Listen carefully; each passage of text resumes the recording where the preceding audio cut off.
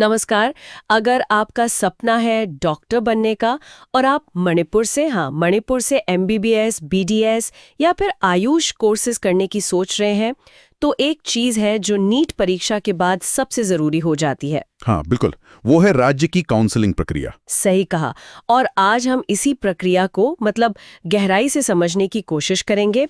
हमारे पास देखिए directorate of health services Manipur की जानकारी है, कुछ एजुकेशनल वेबसाइट्स का विश्लेषण भी है और जो भी लेटेस्ट अपडेट्स है वो भी हैं। जी, कोशिश यही रहेगी कि मणिपुर 2025 मेडिकल एडमिशन प्रोसेस की एक साफ तस्वीर सामने रख सकें। बिल्कुल, कौन योग्य है, जरूरी तारीखें क्या हो सकती हैं, क्या क्या स्टेप्स लेने होंगे और हाँ, सबसे इम्पोर्टेंट मुख्य कॉलेज कौन से हैं। तो चलिए शुरू करते हैं। हाँ जरूर। देखिए, सबसे पहली बात और शायद सबसे बुनियादी शर्त वो है नीट यूजी 2025 परीक्षा पास करना। ये तो अनिवार्य है। इसके बिना तो बात आगे बढ़ेगी ही नहीं। बिल्कुल। उम्र की बात करें तो कैंडिडेट की उम्र 31 दिसंबर 2025 तक कम से कम 17 साल होनी चाहिए। अच्छी बात यह है कि कोई अपर एज लिमिट नहीं है। ओके। और पढ़ाई 10+2 में क्या सब्जेक्ट्स चाहिए? हाँ, 10+2 या उसके बराबर की परीक्षा फिजिक्स, केमिस्ट्री, बायोलॉजी या बायोटेक्नोलॉजी और साथ में इंग्लिश, इन विषयों के साथ पास होना जरूरी है। और मार्क्स का क्या क्राइटेरिया है, परसेंटेज वगैरह? हाँ, वो भी है। जनरल कैटेगरी के लिए कम से कम 50% मार्क्स चाहिए।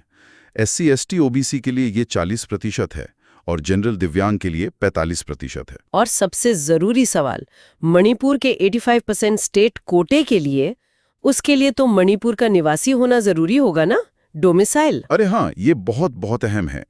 राज्य के 85% कोटे के लिए मणिपुर का स्थायी निवासी होना डोमिसाइल सर्टिफिकेट अनिवार्य है। और ये डोमिसाइल कैसे मिलता है, क्या नियम है?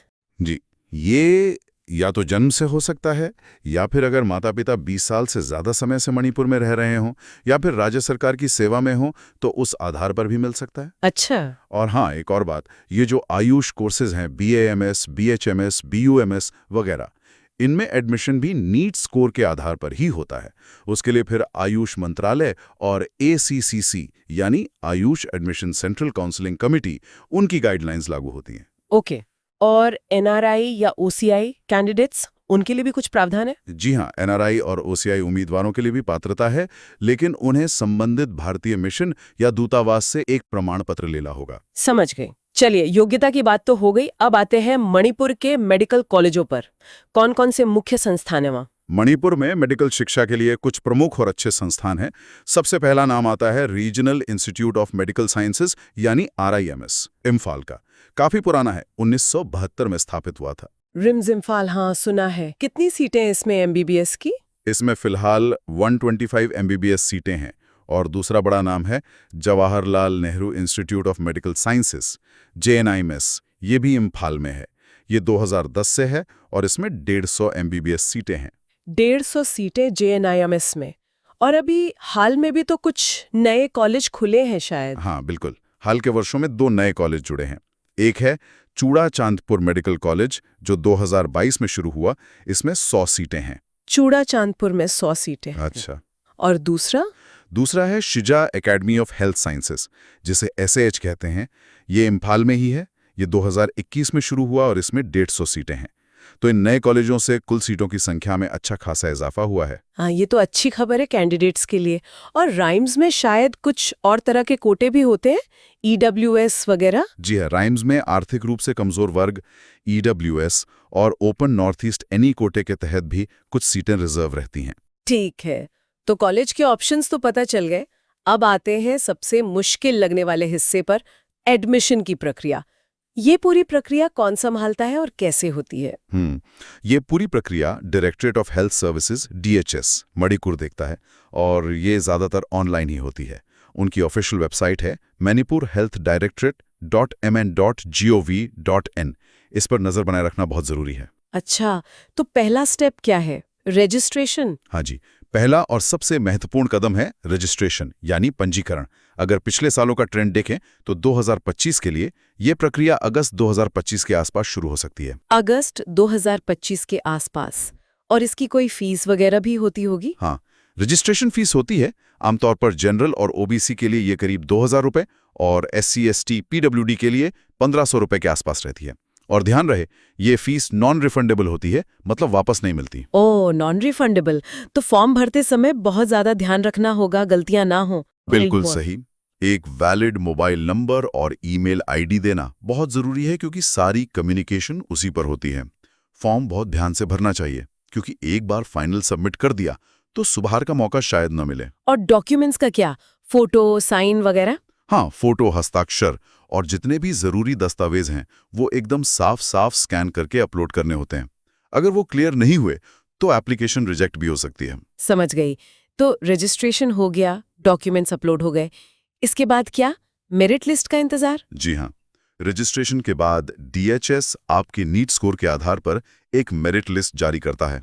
इसमें अलग अलग लिस्ट हो सकती हैं, जैसे सरकारी Kota, MBBS, BDS, BSLP, BPT के लिए अलग, मैनेजमेंट कोटा जैसे SAHS में है के लिए अलग, और NRI कोटा SAHS के लिए अलग। अच्छा, अलग अलग लिस्ट। और ये कब तक आ जाती है आमतौर पर? जैसे पिछले साल 11 अगस्त को आई थी, तो उम्मीद है कि 2025 सत्र के लिए भी मेरिट लिस्ट अगस्त के दूसरे हफ्ते तक आ जानी चाहिए। जिनका नाम इस लिस्ट में होगा वही उम्मीदवार आगे की प्रक्रिया यानी चॉइस फिलिंग में हिस्सा ले पाएंगे।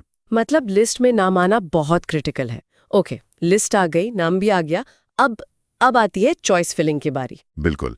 इसके बाद उम्मीदवारों को ऑनलाइन पोर्टल पर लॉगिन करके अपनी पसंद के कॉलेज और कोर्स भरने होते हैं, वो भी प्राथमिकता के क्रम में। इसे ही चॉइस फिलिंग कहते हैं। फिर उन चॉइसेस को लॉक करना होता है। ओके, तो अपनी पसंद के कॉलेज और कोर्स को ऑर्डर में लगाना होता है। हाँ, और इसी मेरिट रैंक और आपकी भरी हुई चॉइस के आधार पर कंप्यूटर फिर सीटें अलॉट करता है। इसे सीट आवंटन या सीट अलॉटमेंट कहते हैं। और ये सीट अलॉटमेंट कब तक हो जाता है राउंड 1 का? राउंड 1 का सीट अलॉटमेंट भी उम्मीद है अगस्त के मध्य तक, शायद 14 अगस्त के आसपास हो जाना चाहिए। और अगर किसी को राउंड 1 में सीट नहीं मिली या मिली हुई पसंद नहीं आई, तो क्या और भी राउंड्स होते हैं? हाँ बिल्कुल, अगर राउंड 1 के बाद सीटें खाली रह जाती हैं तो राउंड 2 होता है, और जरूरत पड़ने पर मॉपअप राउंड भी आयोजित किए जाते हैं ताकि ज्यादा से ज्यादा सीटें भर सकें। ठीक है, मान लीजिए किसी को सीट मिल गई, उसकी पसंद का कॉलेज अलॉट हो गया, फिर उसे क्या करना है? हाँ, तो जैसे ही सीट अलॉट होती है, कैंडिडेट को एक तय समय सीमा दी जाती है। उस समय के अंदर उन्हें उस आवंटित कॉलेज में जाकर रिपोर्ट करना होता है। रिपोर्टिंग। और वहाँ क्या क्या लेकर जाना होता है? वहाँ अपने सारे ओरिजिनल दस्तावेज लेकर जाने होते हैं, जैसे नीट का एडमिट कार्ड, स्कोर कार्ड, 10वीं और 12वीं की मार्कशीट और सर्टिफिकेट, डोमिसाइल या परमानेंट रेजिडेंट सर्टिफिकेट PRC, अगर किसी category SC, ST, OBC, EWS से हैं तो उसका प्रमाण पत्र, पासपोर्ट साइज की हाल की तस्वीरें वगैरह। पूरी लिस्ट वेबसाइट पर मिल जाती है। यानी डॉक्यूमेंट्स एकदम तैयार रखने पड़ेंगे, और अगर टाइम पर रिपोर्ट नहीं किया तो फिर वो सीट कैंसिल हो सकती है और अगले राउंड के कैंडिडेट्स को दे दी जा सकती है। इसीलिए रिपोर्टिंग समय पर करना बहुत जरूरी है। ये तो हुई MBBS और BDS की बात। आयुष कोर्सेज का क्या सीन है मणिपुर में, जैसे BAMS, BHMS, BUMS? देखिए, इन कोर्सेज में भी एडमिशन का बेसिस तो नीट स्कोर ही है। काउंसलिंग प्रक्रिया भी मिलती जुलती है। कुछ केंद्रीय स्तर पर AACC के माध्यम से होती है और कुछ राज्य स्तर पर DHS के जरिए। अच्छा, जैसे BUMS के बारे में कुछ बता सकते हैं? हाँ, BUMS यानी बैचलर ऑफ यूनानी मेडिसिन एंड सर्जरी, ये 5.5 साल का कोर्स होता है जिसमें 1 साल की इंटर्नशिप शामिल है। इसके लिए भी योग्यता वही है, 10+2 फिजिक्स, केमिस्ट्री, बायोलॉजी के साथ, और कम से कम 50% अंक। रिजर्व्ड कैटेगरी के लिए अंकों में छूट होती है। लेकिन क्या मणिपुर में इनके लिए स्पेसिफिक कॉलेज या सीटें हैं, इसकी जानकारी है? ईमानदारी से कहूँ तो हमारे पास जो स्रोत हैं उनमें मणिपुर के विशिष्ट आयुष कॉलेजों या उनकी सीटों का बहुत विस्तृत विवरण नहीं मिला है। तो जो छात्र इनमें रुचि रखते हैं उन्हें मेरी सलाह है कि वे आयुष मंत्रालय की वेबसाइट या फिर DHS मणिपुर की वेबसाइट पर लगातार अपडेट्स चेक करते रहें। ये सही सलाह है। तो अगर हम पूरी बात को समेटें तो मणिपुर में मेडिकल सीट पक्की करने के लिए क्या मुख्य बातें ध्यान में रखनी होंगी? बिल्कुल, संक्षेप में कहें तो पहला, नीट UG 2025 अच्छे स्कोर से पास करें। दूसरा, अपनी योग्यता, खासकर डोमिसाइल की शर्त ध्यान से जांच लें। तीसरा, DHS मणिपुर की वेबसाइट पर नजर रखें और समय पर ऑनलाइन रजिस्ट्रेशन करें। चौथा, मेरिट लिस्ट में अपना नाम चेक करें। पांचवा, चॉइस फिलिंग और लॉकिंग सोच समझकर और समय पर करें। और छठा, सीट अलॉट होने पर तुरंत निर्धारित कॉलेज में रिपोर्ट करें। हाँ, प्रक्रिया थोड़ी जटिल लग सकती है, पर अगर जानकारी सही हो और सब कुछ समय पर किया जाए तो इसे मैनेज किया जा सकता है। बिल्कुल, सही जानकारी और समय पर कार्रवाई। यही कुंजी है। अच्छा, अब जाते जाते एक विचारणीय प्रश्न छोड़ जाते हैं हम सबके लिए।